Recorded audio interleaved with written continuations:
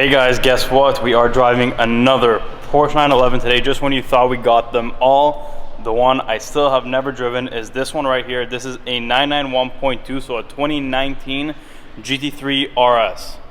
So GT3 RS, let's go over the basic specs. 520 horsepower, 20 more than the regular GT3, a lot more aero, lighter, just a lot more aggressive overall. This is pretty much a track car you can drive on the street. Just very aggressive styling overall. You got the intakes on the side, you got the louvers right there, you got the big wing, the center lock wheels. Just very, very cool car. Now, this car is all about lightweight, and a big tell of that is right here. The badge isn't an actual badge, it's actually a sticker to save weight. Now, we open the door and you see instead of door handles, just like a lot of other GT cars, you have the door straps, carbon fiber door sills, we have the carbon fiber bucket seats, carbon fiber trim on the center, Alcantara steering wheel, Alcantara on the seats as well. Now, obviously because this car is all about track times, it's gotta be the fastest 911. This car has only the PDK gearbox. You cannot option a manual on this one. That's just because the PDK is a little bit faster than you can do it yourself. The one thing I like specifically about this spec is for these cars, Porsche came out with a YSEC package, kind of like the 918. They gave you carbon fiber hood, carbon fiber roof, even though the hood's already carbon fiber, but it made it exposed, and just a few little things to save weight. Most people option that on their cars, which actually made the YSEC cars be very, very common.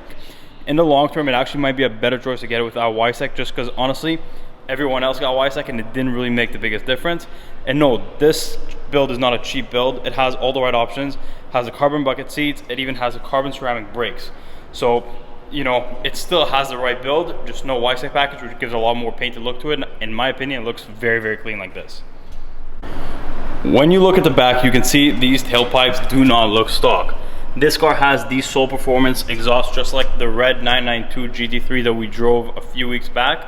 Only this one does not have header, so it's a little bit quieter, and it also has valves, so you can kind of turn it on and off a little bit if you don't want to really piss off everybody.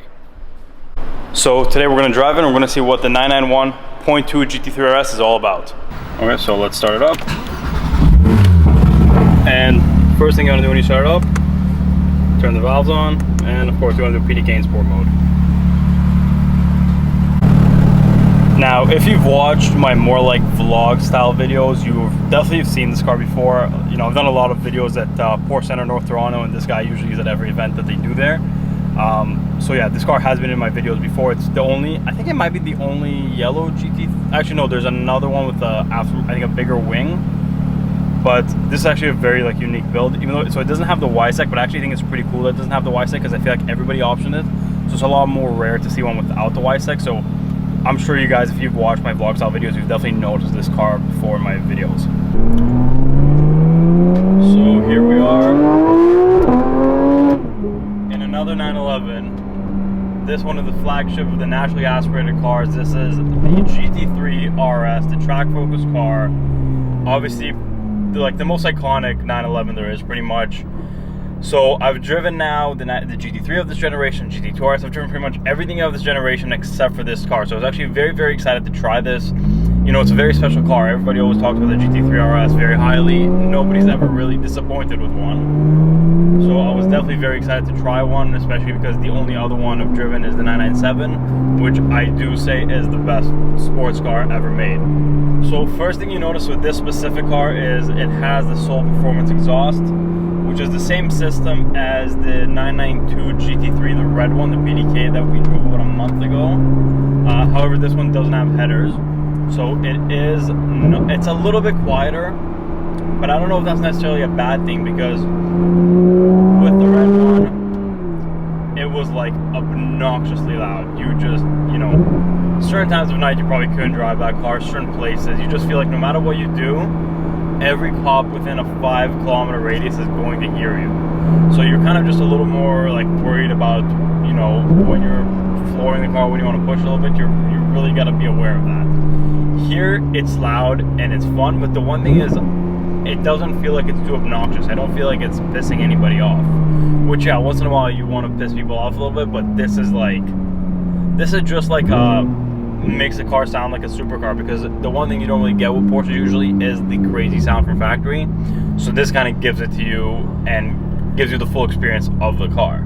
obviously the biggest difference between the 997 and the 991 GT3 RS is the PDK transmission instead of the manual. Now, I am a die-hard manual kind of guy. I think manual cars are just the most fun. But recently I've started experiencing a lot of PDK Porsches, and there's cars I think that should be PDKs, the cars that it just works so well with PDK that, you know, it does make the experience kind of whole. You don't feel like the car is missing anything. I feel like with a manual, a lot of cars wouldn't be as good, wouldn't be as like crisp and precise. You could probably get away with putting a manual in this car and it would still be pretty good, but just that experience of the PDK, the instant you change gears, it just clicks into the next gear. It's the fastest gearbox you can, you know, ever drive. And especially with something like this, the rev so high with an exhaust like that, it just kind of makes it complete. It just like bangs out through the shift, and it's so good.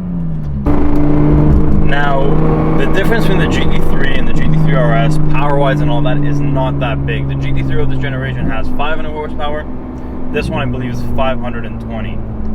But the experience as a whole, it gives you that RS experience because, just looking out of this car, you see these louvers on the side here, you see the big spoiler in the back, the intakes, everything just seems so aggressive. Like, it doesn't feel like you're in a regular sports car, kind of like a GT3. Everything is a lot stiffer. The craziest thing I noticed when I got in the car is I had the suspension, I didn't even have it on the sport mode, I had suspension on comfort mode, and it was so bouncy and so aggressive. Like, it's honestly one of the stiffest suspensions in a car, in a modern car, that there is, which just makes the car feel so tight, and you can just, you know, kind of turn it wherever. You don't feel like the car's loose at all. Oh my god. That was only like 6,000 RPM. It sounds so good. But yeah, like I was saying, everything just feels stiffened up. The car inside feels a lot more special. Even though overall it's a very similar interior to the regular GT3, it just the slight differences of what it looks like when you look out of the car to make the experience kind of like a whole, you know, just a whole experience. Because you look at the carbon bucket seats, and then behind them you see the gigantic spoiler, and you like everything just as a whole makes you feel like you're honestly in a race car. But because you're in a Porsche, you also get all the comfort features. You could honestly drive this every day. It might not be the most comfortable suspension to drive every day, but you could drive this every single day. Now, obviously, another car that really, you know, people would be interested to compare it to would be the GT2 RS. Same generation, and honestly, what was it, 2 weeks ago, I reviewed same spec, pretty much, like a very similar spec, yellow, everything, GT2 RS. That was Jason's car. And these cars, to a regular person, look almost exactly the same. But they drive so different because RS is like the craziest power you'll experience. No matter what you do, you press on the gas and you're gone. Has a lower kind of sound to it. It is just as stiff and handles honestly just as good, but it just, the power is insane. It's all about just crazy power. Like, the second you floor, you're going to be way over there. This car is a little bit different. It's not, honestly, it's not nearly as fast as the GT2 RS. But it makes you want to kind of, you don't care about how fast you're actually going, you care about how fast you feel like you're going in a straight line. Obviously in corners this thing is crazy, but in a straight line you just want to feel it out and want to see that rev line stretch to like 8,500 RPM and just hear the sound and just really feel it out. I think it's a very different type of experience. Like the GT2 RS is more of like a holy shit, like hang on for dear life, and this is like just feeling out the car and really like getting to enjoy, you know, every little bit of that RPM range. So we got a bit of a twisty road here coming up. Let's see how it is. There's a bit of dirt on it, so I don't want to push it too hard in case it's still slippery. But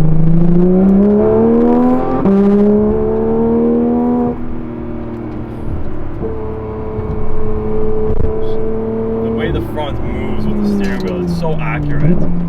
It's just crazy. Like, every bit of movement you get with the steering wheel, you get a direct response from the car. It's, you know, that's the nice thing about 911s, especially GT cars. There's nothing that really responds like it. it's just the most precise car you can drive. And then you press the gas and oh my god, this thing is like, it's so good. Let's let this thing stretch a little bit. 5, 6, 7. Oh my god. All you want to do is just push that rev line. Oh. And it stops so good. Just everything is so precise with this car. Pretty good.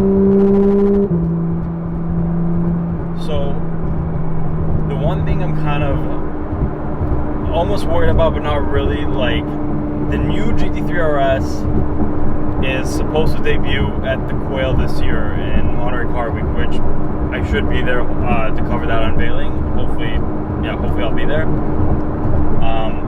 But the one thing is, you know, the RSs, the GT cars, especially the RSs though, are really based on lightweight and a small feeling nimble car. And now every time a new 911 comes out, it starts getting a little bigger, a little fatter, and then it uses technology more in order to stiffen everything up, and it doesn't feel the same. So the one thing is, you know, you drive the new GT3 and it is a big car. It doesn't feel the same. What they did do is they stiffened up the suspension a lot to make the car feel a lot tighter and a lot smaller, but it's still a big car and it's not that light.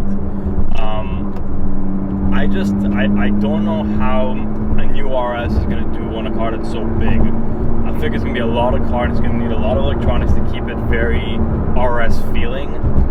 So I think, honestly, normally a new car will come out and it will destroy the value of the old car.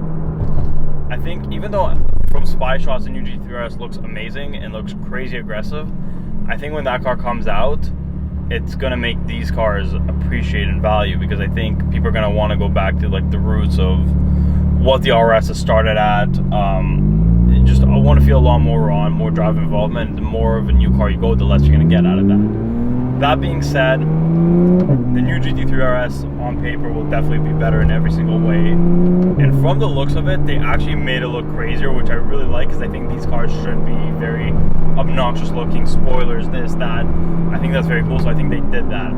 So there's like a good side and a bad side to the new GT3 RS. And, you know, honestly, a lot of people that have one will have both. I don't think it's really a replacement car. I think it's just a new car, and it's going to be a cool like new experience, and hopefully I'll be able to get my hand on one when they come out to drive and try it out. But I don't think necessarily a new GT3 RS is going to kill the value of this one.